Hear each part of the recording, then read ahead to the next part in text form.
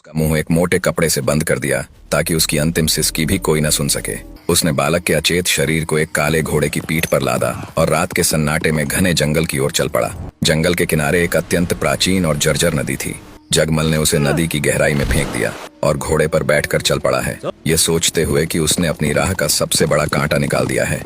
आदित्य का निष्प्राण शरीर गहराइयों में धीरे धीरे नीचे की ओर धंस रहा था।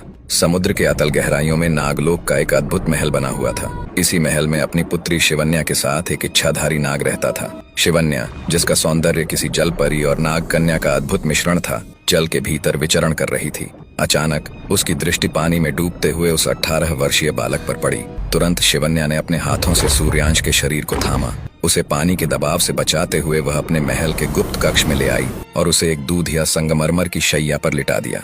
तभी कक्ष में नागराज आ जाते हैं। उन्होंने अपनी पुत्री को एक मानव बालक के साथ देखकर विस्मय से पूछा, बेटी, ये पार्थिव शरीर यहाँ कैसे? शिवन्या ने कहा, पिताजी, ये बालक मृत मिला है, पर इसके मुख की शांति कह रही है कि इसके साथ कोई बड़ा छल हुआ है। क्या आप इसे जीवन दान नहीं देंगे? नागराज ने आदित्य के चेहरे से वह जहरीला कपड़ा हटाया। उसकी नीली पड़ चुकी शरीर को देखकर वे समझ गए कि इसे जहर दिया गया था। नागराज ने अपने मस्तक से नागमणि निकाली और जैसे ही मणि को आदित्य के हृदय से छुआया गया, शरीर के भीतर से विष काला धुआं बनकर बाहर निकलने लगा।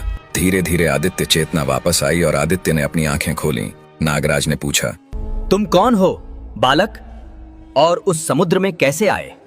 आदित्य ने अपना माथा पकड़ा। उसे न विराट नगर याद था, न माता सुलक्षणा और न ही सरदार का धोखा। मुझे कुछ याद नहीं। मैं कौन हूँ? ये स्थान कौन सा है? नागराज समझ गए कि विष और मृत्यु के स्पर्श ने उसकी याददाश्त छीन ली है। नाग ने मन में सोचा कि मेरी बेटी भी शादी के लायक है और इससे सुंदर युवक भला मुझे कहाँ मिल सकता है। क्यों ना मैं अपनी बेटी की शादी इसके साथ कर दूं। नागराज ने आदित्य से कहा, बेटा, तुम यहाँ सुरक्षित हो। ये मेरी पुत्री राजेश्वरी है। मैं तुम दोनों का विवाह कर दूंगा। आदित्य भी नाग की बेटी के साथ शादी करने के लिए राजी हो जाता है और शीघ्र ही दोनों का विवाह संपन्न हुआ। 6 महीने बीत गए। आदित्य अब उस जलीय संसार का हिस्सा बन चुका था। इधर राजा महेंद्र अपनी बालकनी में खड़े होकर उस दिशा में देखते हुए सोच रहे हैं। 1 महीने का समय लेकर गया था और 6 महीने बीत चुके हैं, अभी तक नहीं लौटे। अब मुझे ही जाना होगा। राजा ने तुरंत अपने अश्व को तैयार करने का आदेश दिया। वे बिना सेना के केवल अपने अटूट विश्वास और धनुष बाण के साथ अकेले ही निकल पड़े। उधर पाताल के उस मणियुक्त महल में आदित्य अपनी पत्नी शिवन्या के साथ सुखपूर्वक रह रहा था। अचानक आदित्य के मस्तिष्क में स्मृतियों का एक ज्वालामुखी फूटा। उसे याद आया उसका बचपन, उसके मामा महेंद्र, सरदार का वह विषैला भोजन और उसकी माँ के वे फटे हुए हाथ। आदित्य की आंखों से अश्रुधारा बह निकली। वह किसी छोटे बालक की तरह फपक कर रोने लगा। नागराज ने जब अपने दामाद को इस अवस्था में देखा तो उसने पूछा, पुत्र, इस सुखद संसार में ये आंसू क्यों? क्या हमसे कोई गलती हुई? क्यों रो रहे हो? आदित्य ने सिसकते हुए अपना सारा अतीत उगल दिया। उस निर्दयी सरदार ने मेरी माता को काल कोठरी में बंदी बना रखा है। उसने मुझे भी प्राणहीन समझकर उस गहरे कुएं में फेंक दिया था ताकि मेरा नामो निशान मिट जाए। नागराज ने कहा, शांत हो जाओ पुत्र। जिस अन्याय ने तुम्हें मृत्यु दी थी, अब वही मृत्यु उस पापी के द्वार पर दस्तक देगी। चलो, मैं स्वयं तुम्हें ले चलूंगा। नागराज ने अपनी जादुई शक्तियों का आह्वान किया। उनका शरीर धीरे धीरे बढ़ने लगा। वे एक विशालकाय महामानव के रूप में परिवर्तित हो गए। आदित्य को नागराज ने अपने विशाल कंधे पर बिठाया और आकाश की ओर छलांग लगाई। नीचे की धरती एक छोटे से चित्र की तरह दिखने लगी।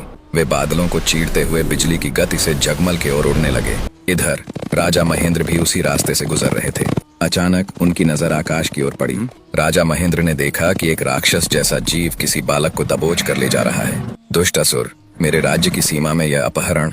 राजा का हाथ बिजली की फुर्ती से अपने धनुष पर गया। बाण धनुष से टंकार के साथ निकला और सीधा नागराज के कंधे पर जा लगा।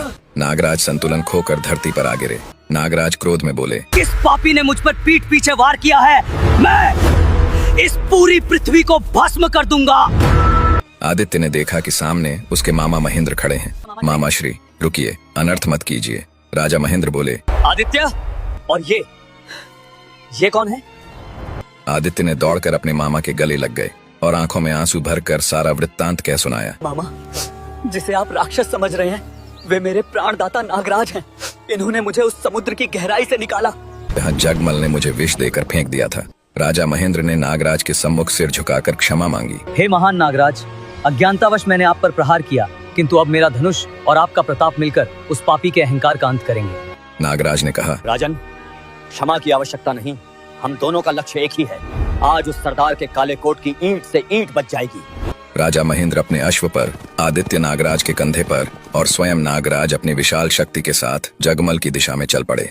उधर महल में राजा विक्रम गहरे पछतावे में डूबे थे। उन्होंने सोचा, मैंने क्रोध में आकर रानी सुलक्षणा को राज्य से निकाल तो कर दिया, किंतु उनके जाने के बाद किसी अन्य रानी से मुझे संतान सुख प्राप्त नहीं हुआ। क्या मेरा वंश यहीं समाप्त हो जाएगा? हृदय के इसी बोझ को हल्का करने के लिए उन्होंने भ्रमण पर निकलने का निश्चय किया। उन्होंने सोचा कि अपने पुराने मित्र जगमल सरदार के यहाँ कुछ दिन बिताएंगे ताकि मन को शांति मिल सके। जब राजा विक्रम का काफिला वहाँ पहुंचा, जगमल ने कहा, महाराज, आज मेरे इस तुच्छ निवास पर साक्षात सूर्य का अवतरण हुआ है। राजा विक्रम के चेहरे पर एक फीकी मुस्कान थी। वे नहीं जानते थे कि इस महल की नींव में उनके ही परिवार का रक्त और आंसू दबे हुए हैं। रात्रि के समय एक भव्य भोज का आयोजन हुआ। महल के ऊपरी हिस्से में राजा और सरदार हंस हंस कर बातें कर रहे थे, पर ठीक उसी महल के पातालनुमा तहखाने में सुलक्षणा चक्की पीस रही थीं। राजा विक्रम ने सरदार से कहा, धनराज, तुम भाग्यशाली हो, तुम्हारे पास शक्ति है, संपदा है और सुख है। जगमल ने कुटिलता से कहा, महाराज, सब समय का खेल है, जो हो गया सो गया, अब इस आतिथ्य का आनंद लें। उसी समय दूर पहाड़ियों के पीछे से नागराज और राजा महेंद्र नजदीक आ रहे थे। उधर सरदार के दरबार में राजा विक्रम बैठे ही थे कि राजा महेंद्र, आदित्य और नागराज ने वहां धावा बोल दिया। उनकी गर्जना से पूरी सभा दहल गई। सरदार, आज तेरे पापों का घड़ा भर चुका है, हम तुझे जीवित नहीं छोड़ेंगे पापी। जैसे ही सरदार की नजर जीवित आदित्य और पराक्रमी राजा महेंद्र पर पड़ी, उसकी रूह कांप उठी। घबराहट और खौफ के कारण उसके मुंह से एक शब्द न निकला और वह बेजान होकर सिंहासन से चिपक गया। राजा सोम, जो अब तक धनराज को अपना मित्र मान रहे थे, इस अचानक हुए हमले से चकित रह गए। वे अपने आसन से खड़े होकर बोले, रुकिए महाराज महेंद्र, हाँ, ये आप क्या कर रहे हैं? सरदार जगमल हमारे मित्र हैं और इस समय हम उनके अतिथि हैं। क्या कारण है कि आप एक प्रतिष्ठित सरदार के प्राणों के प्यासे हैं?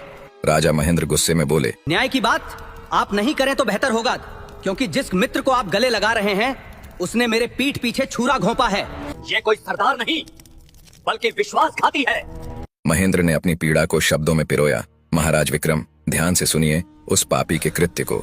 18 वर्ष पूर्व मुझे वन के एकांत में एक निराश्रित, असहाय और दुखी स्त्री मिली थी। वह गर्भवती थी। उसके पास अपना कहने वाला कोई नहीं था। तब मैंने उसे अपनी बहन बनाया और अपने महलों में ससम्मान रखा।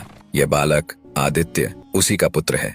विक्रम के सीने में अतीत की धुंधली स्मृतियां किसी बिजली की तरह कौंध गईं और पुराने जख्म फिर से ताजा हो गए। पर नियति का खेल तो देखिए, वे अपनी आंखों के सामने खड़े सत्य को पहचान न सके।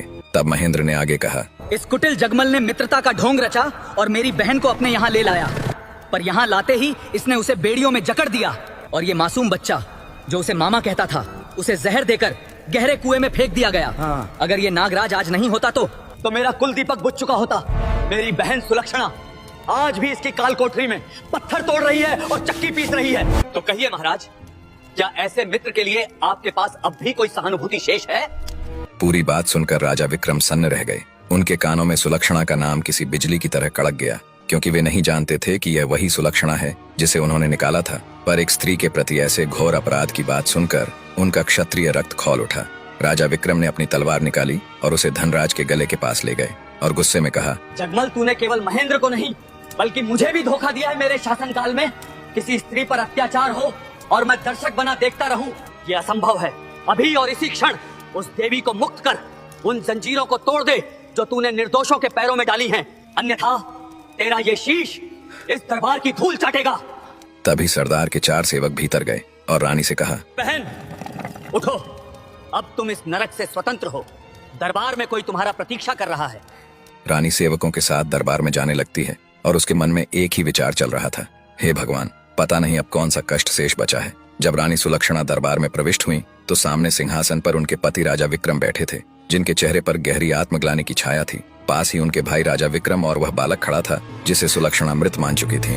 उनका अपना बेटा आदित्य सुलक्षणा की हालत देखकर पत्थर भी पिघल जाए। फटे हुए मैल से सने वस्त्र उनकी दयनीय स्थिति की गवाही दे रहे थे। अपनी बहन की यह दुर्दशा देखकर राजा विक्रम का हाथ अपनी तलवार की मूठ पर कस गया। नीच सरदार, तूने मेरी बहन को जिस कष्ट की अग्नि में झोंका है, उसका उत्तर अब केवल यमराज ही देंगे। तेरा यह साम्राज्य आज राख में मिल जाएगा। राजा विक्रम अपनी जगह से उठ खड़े हुए। उनकी निगाहें सुलक्षणा पर टिकी थीं। वे पहचान तो रहे थे, पर मन यह मानने को तैयार नहीं था कि यह वही रानी है जिसे उन्होंने वर्षों पहले त्याग दिया था। विक्रम ने प्रेम से कहा, हे देवी, हूबहू मेरी रानी की प्रतिलिपि दिखने वाली तुम कौन हो और तुम्हारी ये दशा किसने की? सुलक्षणा की आंखों से अश्रु की अविरल धारा बह निकली और रोते हुए कहा, महाराज, इतनी जल्दी अपनी उस पत्नी को भूल गए जिसके साथ आपने जीवन बिताने का वचन लिया था। क्या उस वनवास की रात ने मेरी पहचान भी आपसे छीन ली? तब रानी ने राजा को वह रात्रि वाली बहस से लेकर जगमल के महल में कैद होने तक का सारा माजरा कह सुनाई। जैसे ही रानी सुलक्षणा के मुंह से वह सत्य निकला कि उन्होंने केवल राजा विक्रम के मान की रक्षा के लिए झूठ बोला था, राजा विक्रम का सिर शर्म से झुक गया। पर अगले ही पल जब उन्होंने अपनी पत्नी के पैरों की बेड़ियां और उनके हाथों के छाले देखे तो उनका दुख एक भयानक ज्वालामुखी की तरह फट पड़ा। उन्होंने अपनी म्यान से वह तेज धार वाली तलवार निकाली और तलवार के एक झटके में सरदार का सिर धड़ से अलग होकर जा गिरा। दरबार में खड़े हर व्यक्ति को महसूस हुआ कि आज पाप का घड़ा सच में फूट चुका है। सरदार का अंत करने के बाद राजा सोम की तलवार हाथ से छूट गई। वे बिना कुछ सोचे राजा महेंद्र के चरणों में गिर पड़े। महाराज महेंद्र, मुझे क्षमा कर दें। मैंने अपनी आंखों पर अहंकार की पट्टी बांध ली थी। जिसे मैं मर चुका समझ रहा था, उसे आपने न केवल जीवन दिया बल्कि मेरे पूरे परिवार को डूबने से बचा लिया। आज यदि आप न होते तो मैं अपनी पत्नी और पुत्र के हत्यारे के साथ बैठकर मदरा पी रहा होता। राजा महेंद्र ने बड़े प्रेम से विक्रम को उठाया और गले लगा लिया। उन्होंने कहा, मित्र, जो हुआ वो नियति का खेल था। आज आपकी पत्नी और पुत्रध आपके पास हैं।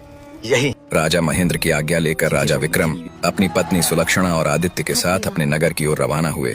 कहानी समाप्त होती है।